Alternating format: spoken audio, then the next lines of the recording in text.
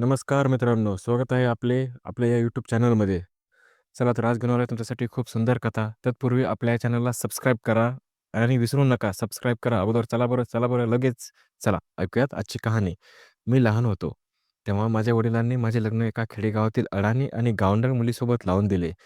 जेव्हा मी मोठा झालो, तेव्हा चांगले शिक्षण घेऊन प्रोफेसर झालो. माझ्या वडिलांचा मृत्यू झाला, तरीही मी तिला माझ्या घरी कधीच आणले नाही आणि मी एका सुंदर आणि शिकलेल्या मुलीसोबत दुसरे लग्न केले. परंतु एका वर्षाने तिचाही मृत्यू झाला होता. सगळे नातेवाईक म्हणू लागले, की माझी पहिली बायको वेडी झाली आहे. परंतु एक दिवस अचानक मी तिला पाहिले. तेव्हापासून दुसऱ्या लग्नाची गोष्ट चालू होती. तेव्हापासूनच युवराज विचित्र मनस्थितीत होता, की लग्न करू की नको करू. परंतु जेव्हापासून मुलीला बघून आला होता, तेव्हापासून त्याचा पुन्हा लग्न न करण्याचा विचार बदलू लागला होता. त्याची सुंदर बायको मोहिनीला जाऊन आताच 1 वर्ष झाले होते. तेव्हा तर त्याने दृढ निश्चयच केला होता, की आपली बायको मोहिनीची जागा तो कोणालाच देणार नाही. परंतु काल ज्या मुलीला तो पाहून आला होता ना, तिची सुंदरता पाहून त्याचा दृढ निश्चय आता डगमगू लागला होता. आणि महत्त्वाचं म्हणजे त्या लोकांनी लग्नासाठीही होकार दिला होता. आता युवराजची निर्णय घेण्याची द्विधा मनस्थिती झाली होती. मग युवराजने विचार केला, की त्याचा जवळचा मित्र सुरेशचा सल्ला घेऊया. सुरेश हा त्याचा एकदम जवळचा मित्र आणि सोबतच खूप समजूतदार आणि आदर्शवादी माणूस होता. युवराज सुरेशला म्हणाला, "यार, खूप मोठ्या अडचणीत सापडलो आहे मी.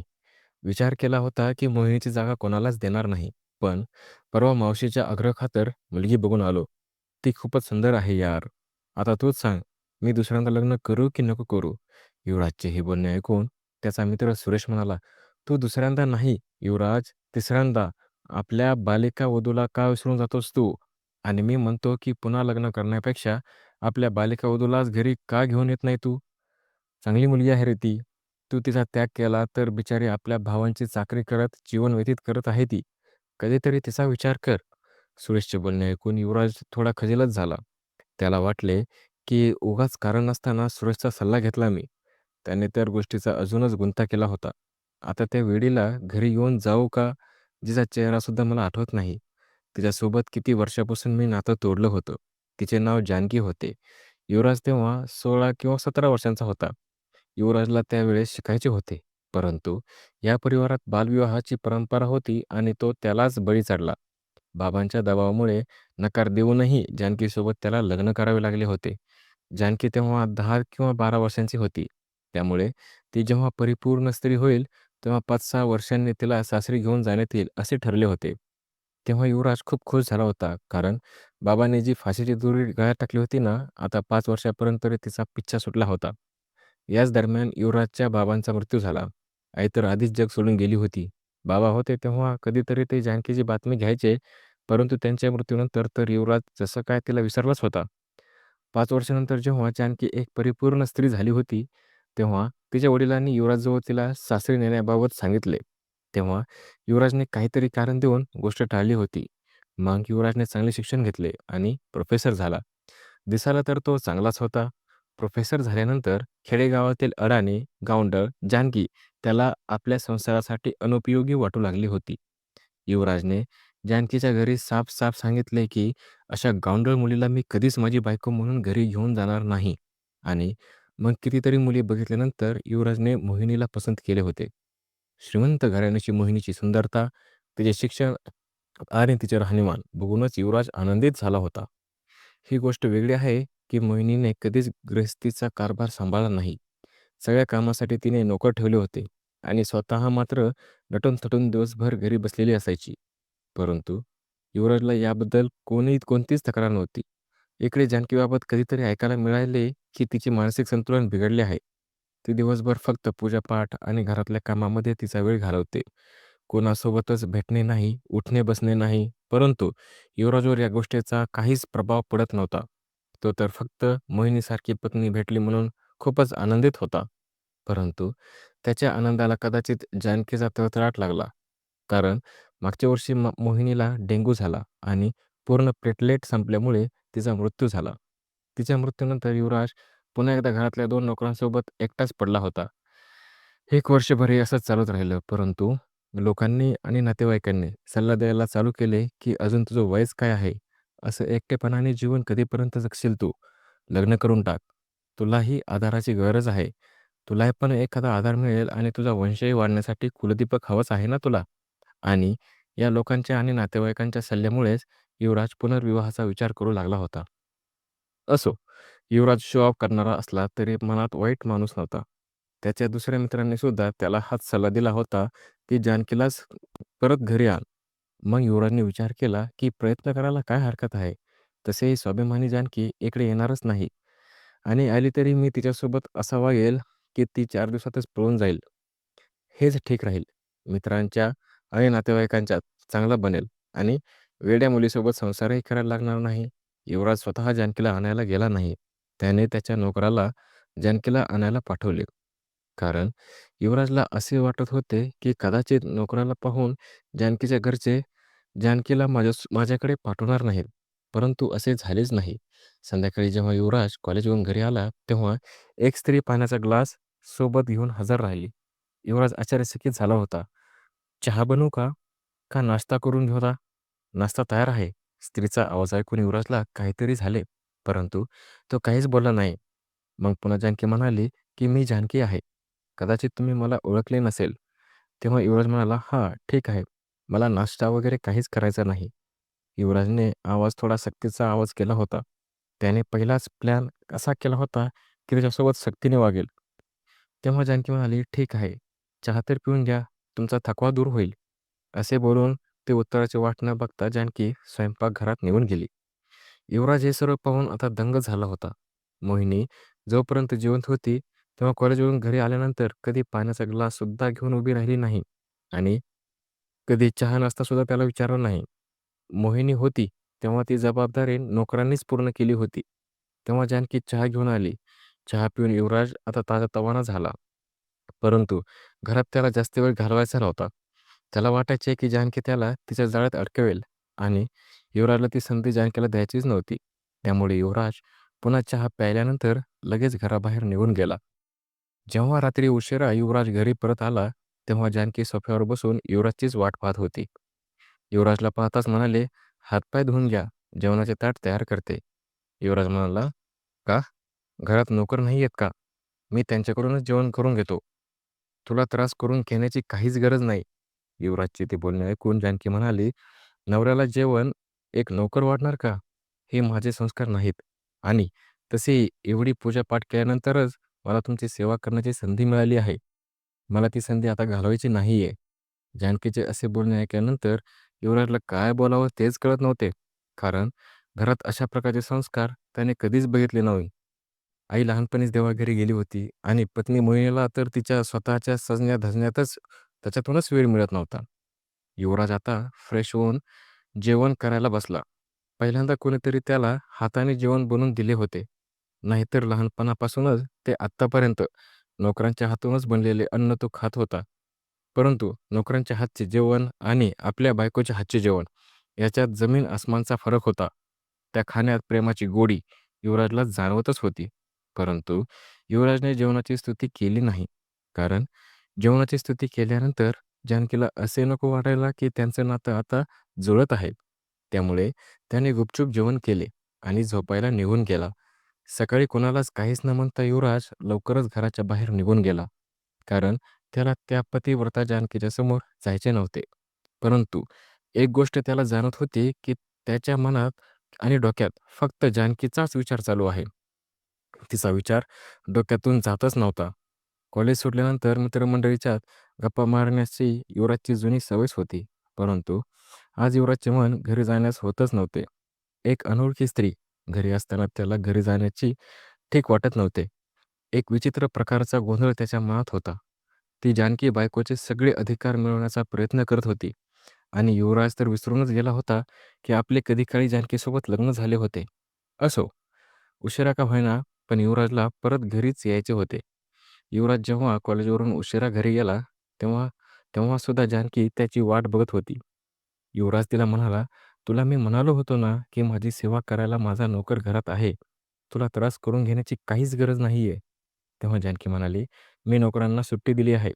युवराज रागात म्हणाला, "मला न विचारताच का?" तेव्हा जानकी म्हणाली, "मी तुमची पत्नी आहे. मग निर्णय घेण्याचा अधिकार मलाही आहे. आता मी आले आहे ना, तर मग नोकरांची काय गरज आहे? जानकीचे बोलणे ऐकून युवराज खजील झाला होता. विचार करू लागला, की ही तर कारण नसताना आपल्यावर अधिकार गाजवत आहे आणि घरात घुसण्याचाही प्रयत्नही करत आहे. परंतु युवराज तिला काहीच बोलू शकला नाही. रात्रभर सुद्धा तो नीट झोपू शकला नव्हता. त्यामुळे सकाळी लवकर उठून पळून जाण्याचा प्लॅनसुद्धा त्याला फसला होता. सकाळी सकाळी जानकीचा सामना झालाच होता. ती चहाचा ट्रे बेडरूममध्ये घेऊन आली होती. बिचारा युवराज तर कपडे सांभाळताच सांभाळताच गडबडून गेला. तिला म्हणाला, "तू इथे का आलीस? ही माझी खोली आहे." तेव्हा जानकी म्हणाली, "चहा देण्यासाठीच मी इथे आले आहे आणि मी तुमच्या खोलीत सुद्धा येऊ शकत नाही का?" युवराज आता विचार करत होता, की ही जानकी तर खूप धीट आहे. दररोज एक नवीन अधिकारासोबत माझ्या जीवनात प्रवेश करण्याचा प्रयत्नही करत आहे आता. युवराज तिला म्हणाला, "ठीक आहे. चहा तिथे टेबलवर ठेव, मी पिऊन घेईल. तुम्ही माझ्यासोबत बोलताना नजर चोरून काय बोलता बरं? इतका तर वाईट चेहरा नाही माझा, की सकाळी पाहाल आणि दिवसभर पाणी मिळणार नाही." बोलता बोलता जानकी आता खळखळून हसली आणि दाराच्या बाहेर निघून गेली. पहिल्यांदाच युवराजने जानकीला नजर उचलून पाहिले होते. जो विचार करून युवराजने जानकीचा त्याग केला होता, ती तशी अजिबात नव्हती. जानकी ही खूप सुंदर होती, पण मोहिनी इतकी नव्हती. जानकीचे राहणीमानसुद्धा गावंढळ नव्हते. हो, पण मोहिनीसारखा मेकअप चेहऱ्यावर थापलेला नव्हता. परंतु तिच्या साधेपणात एक वेगळीच अशी सुंदर गोष्ट होती. हा विचार करता करता युवराज अचानक ताडकन उडाला आणि विचार करू लागला, की मी हा सगळा विचार का करत आहे बरं? मला काय करायचे आहे? तिला जसं दिसायचे असेल तसे दिसेल. आता चहा पिऊन तो खोलीतून बाहेर आला. तर त्याला घर जरा बदलल्यासारखेच वाटू लागले होते. पूर्ण घर अगरबत्तीने सुगंधित झाले होते. कदाचित आत्ताच जानकी पूजा करून उठली असेल. युवराज हा खोलीच्या बाहेर येताच प्रसादाचे ताट घेऊन जानकी तयार होती. परंतु युवराजला त्याच्यात काहीच रस नव्हता. तो जानकीला म्हणाला, "मी कधीच पूजा-पाठ करत नाही आणि माझा देवावर पण विश्वास नाही. बाबांच्या मृत्यूनंतर या घरात कधीच देवाची पूजा पण झाली नाही.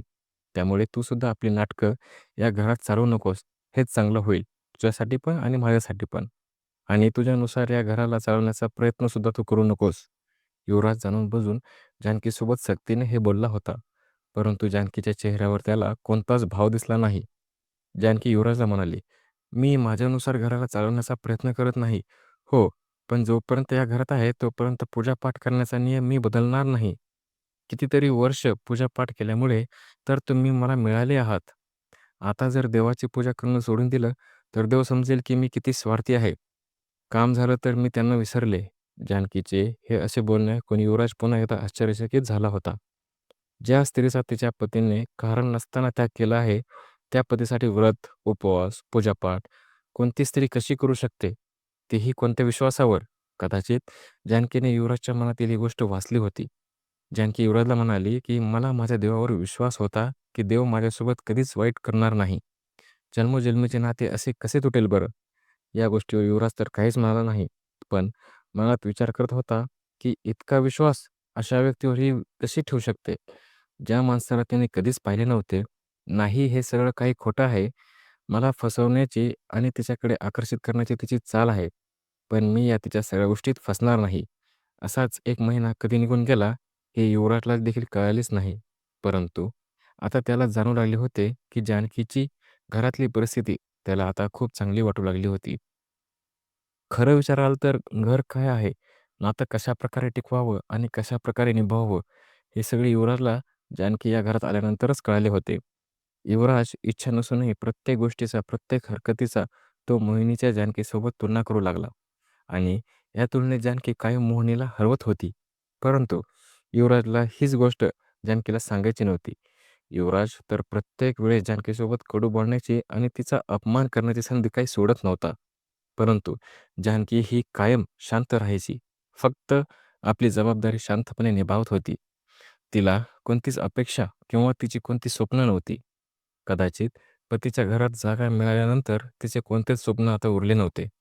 परंतु या सगळ्यात एक गोष्ट घडली. युवराज आपल्या खोलीत बेडवर झोपला होता.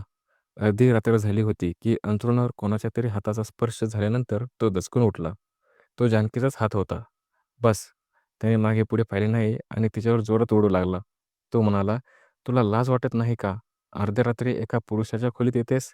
आजपर्यंत तू जे काही करत आलीस ते सगळं मी बघून न बघितल्यासारखे केले आहे. माझ्यावर आणि माझ्या घरावर जबरदस्ती अधिकार तू गाजवत आली आहेस. तरीही मी काहीच म्हणालो नाही तुला. पण आता तू माझ्या शरीरावरही अधिकार गाजवण्याचा प्लॅन करत आहेस का? शी! तुला लाज कशी वाटत नाही? जर मी तुला पत्नी मानतच नाही, तर का माझ्या गळ्यात पडत आहेस तू? शी! शी! मी तर विचारच करत होतो, की तू एक संस्कारी स्त्री आहेस. पण तू तरी युवराजचे बोलणे ऐकून जानकीचे डोळे आता भरून आले होते. परंतु ती एकही शब्द बोलली नाही. लगेच त्याच्या खोलीतून बाहेर गेली आणि सकाळी जेव्हा युवराजला जाग आली होती, तेव्हा त्याला वाटले, की आज तर चहा नशिबातच नसेल. रात्री एवढे सगळे ऐकल्यानंतर कदाचित जानकी रुसून बसली असेल. परंतु खोलीच्या बाहेर येताच त्याला डायनिंग टेबलवर चहा आणि नाश्ता तयार मिळाला. हो, पण रोजच्या सारखा जानकीचा हसरा चेहरा त्याला नजरेस पडला नाही.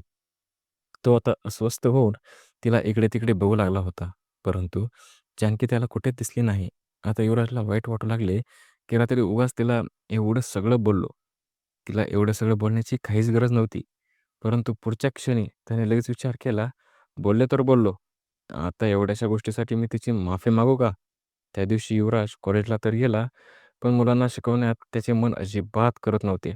पहिल्यांदाच जानकीचा अपमान केल्यानंतर त्याला इतकं वाईट वाटत होतं. खूप विचार केल्यानंतर त्याने ठरवलं, की कॉलेज सुटल्यानंतर घरी जाऊन पहिली तिची माफी मागेल, की माझी चुकी झाली आहे. रात्री अचानक झोपमोड झाल्यामुळे गडबडून काहीतरी बोलून गेलो. आता पण जानकीला हे सगळं बोलताना थोडा आवाज तिचाच ठेवणार. हो, हेच ठीक आहे. जानकीसोबत कसं बोलायचं आणि काय बोलायचं सगळी तयारी करूनच संध्याकाळी जेव्हा तो घरी आला, तेव्हा रोजच्या प्रमाणे जानकी पाण्याचा ग्लास घेऊन उभी असलेली त्याला दिसली नाही. युवराज आता थोडासा अस्वस्थ झाला होता. 1-1.5 महिन्यापासून कॉलेजवरून येताच जानकीला पाहण्याची सवयच त्याला झाली होती. तेव्हाच एक नोकर पाणी घेऊन आला. त्या नोकराला युवराज म्हणाला, "अरे, तू केव्हा आलास? आणि तू का पाणी घेऊन आलास?" तेव्हा तो नोकर युवराजला म्हणाला, "मालकिनीने मला घरी बोलावले आहे आणि सांगितले आहे, की त्या माहेरी जात आहेत. त्यामुळे तुमची काळजी घ्यायला त्यांनी मला आता सांगितले आहे. आणि हो, तुमच्यासाठी एक पत्र पण त्यांनी इथे सोडून गेले आहेत." युवराज त्या नोकराला म्हणाला, "ठीक आहे, तू जा आणि मला चहा बनव." नोकर गेल्यानंतर पटकन त्याने पत्र वाचण्यासाठी बसला. त्या पत्रात लिहिले होते, की काय संबोधन देऊ तुम्हाला समजतच नाही. त्यामुळे बिना संबोधनचे पत्र सुरू करत आहे. मला माहीत आहे, की मी गेल्यामुळे तुम्ही खुश असणार आणि हे सुद्धा माहीत आहे, की मी येण्याच्या पहिल्या दिवसापासूनच तुम्ही हा प्रयत्न करत होता, की मी घर कशी सोडून जाईल. त्यामुळे प्रत्येक गोष्टीवर तुम्ही माझा अपमान करत आला आहात. नाहीतर इतकं वाईट बोलण्याचा तुमचा स्वभावच नाही. हे मला पहिल्या दिवशी तुमचा चेहरा पाहिल्यानंतरच कळाले होते. अभिनंदन! तुम्ही तुमच्या प्लॅनमध्ये आता यशस्वी झाला आहात. असो, माझी तुमच्याकडे कोणतीच तक्रार नाही. देवाने माझ्या पतीची सेवा करण्यासाठी भलेही थोडीशी संधी मला दिली, त्यामुळे मी देवाची खूप खूप आभारी आहे. आता उरलेले जेवण, जीवन मी याच दिवसांना आठवून जगेल. पत्र लिहिण्याचे कारण तक्रार नाहीये. फक्त मला माझी बाजू मांडायची होती. तसेही खोट्याला खोटं सिद्ध करण्याची काहीच गरज नाही. आणि नाही मला अशी सवय आहे, की त्या दिवशी रात्री मी तुमच्या खोलीत तुमच्या शरीरावर अधिकार गाजायला आलेच नव्हते. माझ्या पतीचे प्रेम मिळवण्याचा मी कधीच प्रयत्नसुद्धा करणार नाही. खरं तर त्या दिवशी मी स्वयंपाकघरात काम करता-करता घसरून खाली पडले होते. त्यामुळे माझ्या हाताला जखम झाली होती आणि थोडासा मुक्का मार लागला होता. त्यामुळे औषध आणि क्रीम घ्यायला तुमच्या खोलीत आले होते. तुम्ही दिवसभर थकलेले असणार म्हणून आवाज देऊन तुमची झोप मोड केली नाही. औषध आणि क्रीमचा बॉक्स तुमच्या बेडवर असणाऱ्या वरच्या ड्रॉवरमध्येच होता आणि त्याच ड्रॉवरखाली तुम्ही झोपला होतात. तुमची झोप मोड व्हावी नाही म्हणून हळूच मी तो बॉक्स काढण्याचा प्रयत्न करत होते. पण ती माझी खूप मोठी चूक झाली होती. मला माहीत नव्हते की नवऱ्याच्या बेडवर हात ठेवणे सुद्धा एक पत्नीसाठी इतका मोठा अपराध असू शकतो म्हणून. तुमच्या कोणत्याच गोष्टीचे इतक्या दिवस मला काहीच वाईट वाटले नाही. पण माझ्या चारित्र्याविषयी मी काहीच सहन करू शकणार नाही. त्यामुळे मी माझ्या माहेरी जात आहे. तुमच्या खास नोकराला बोलावून घेतले आहे. त्याला सर्व काही समजावले आहे. तो माझ्यापेक्षा तुमची जास्त काळजी घेऊ शकेल. आता तो विचार करू लागला लागला, की आता मी जानकीला अजून वनवास नाही होऊ देणार आणि जानकीसारखी पत्नी असताना दुसऱ्या मुलीसोबत लग्न करण्याचा प्रश्नच उरत नाही. यावेळेस मी स्वतः तिच्या माहेरी जाईल आणि इकडे घेऊन येईल. दिवसभर माझ्यासोबत तिला ठेवेल. तिच्या उरलेल्या आयुष्यात ती पत्नीचे सर्व अधिकार देईल, ज्याच्यावर तिचा अधिकार आहे. आज पहिल्यांदाच युवराजला जानकीचे आणि लग्नाचे महत्त्व कळाले होते. आणि या पत्रावरून हे सुद्धा कळाले होते, की तो जसा विचार करत होता, तशी ती अडाणी नव्हतीच. म्हणजे ती अडाणी नव्हती, गावंढळही नव्हती आणि दिसायलाही खूप सुंदर होती. त्याने फक्त हा विचार केला होता, की ती एक खेडेगावातील मुलगी आहे. असं म्हणल्यावर अडाणी गावंढळ तर असेलच आणि हाच मूर्ख विचार करून त्याने तिचा त्याग केला होता. पण त्याने आता हा सुद्धा विचार केला, की जरी ती अडाणी गावंढळ असली, तरीही त्याने तिचा हात स्वीकार केला असता. कारण त्याला कळाले होते, की माणसाच्या दिसण्यावरून नाही, तर त्याच्या स्वभावावरून माणूस कळतो. आज तो विचार करत होता, की खरंच 7 फेऱ्यांचे बंधन खूपच मजबूत असते. आपण लाख प्रयत्न करू, पण हे बंधन कधीच तुटत नाही. देवाने पत्नीच्या रूपात त्याच्यासाठी जानकीलाच निवडले होते. त्याने मोहिनीसोबत लग्न करून देवाच्या इच्छेच्या विरोधात जाण्याचा प्रयत्न केला होता. त्याचमुळे कदाचित देवाने मोहिनीला त्याच्याकडून हिसकावून घेतले होते. अर्थातच याच्यात मोहिनीचे सुद्धा मागच्या जन्माचे किंवा या जन्माचे काहीतरी पाप असतीलच. त्यामुळेच तिला लग्न झाल्यानंतर एका वर्षातच देव आज्ञा झाली. आपल्या कायद्याप्रमाणे देवाच्या न्यायालयात सुद्धा कदाचित दुसऱ्या लग्नाला मानले जात नाही. परंतु आता युवराजला सगळ्या चुकींना सुधारण्याची संधी मिळाली होती. युवराज लगेच दुसऱ्या दिवशी सकाळी स्वतः जानकीच्या माहेरी तिला घेण्यासाठी गेला. आज जशी प्रसन्नता त्याच्या चेहऱ्यावर झळकत होती, तशी प्रसन्नता आणि आतुरता मोहिनीसोबत लग्न करताना सुद्धा त्याच्या चेहऱ्यावर दिसली नव्हती. जानकीच्या माहेरी गेल्यावर युवराजने तिची माफी मागितली आणि तिला म्हणाला, "चल जानकी, आपल्या घरी चल. मी आजपर्यंत तुला खूप त्रास दिला आहे. तू खूप काही सहनही केलं आहेस. बस आता. आता नाही." तेव्हा जानकी म्हणाली, "बघा, माझ्या देवाने माझी विनंती ऐकली. म्हणतात ना, की देवाच्या दारात उशीर असतो, पण अंधार कधीच नसतो. खऱ्या मनाने केलेली प्रार्थना देव नक्कीच ऐकतो. मग ती उशिरा का असेना." तर फ्रेंड्स, मला आशा आहे, की तुम्हाला आमची कथा आवडली असेलच. जर तुम्हाला कथा आवडली असेल, तर व्हिडिओला लाईक करा. तुम्ही जर आपल्या चॅनलला नवीन असाल, तर चॅनलला सबस्क्राईब करा आणि कृपया नोटिफिकेशन बेल दाबायला अजिबात विसरू नका, जेणेकरून पुढील अपडेट सर्वप्रथम तुम्हाला मिळतील. आपण संपूर्ण कथा वाचली, ऐकली त्याबद्दल आपले सर्वांचे मनापासून धन्यवाद. भेटूया लवकरच पुढच्या कथेमध्ये. धन्यवाद.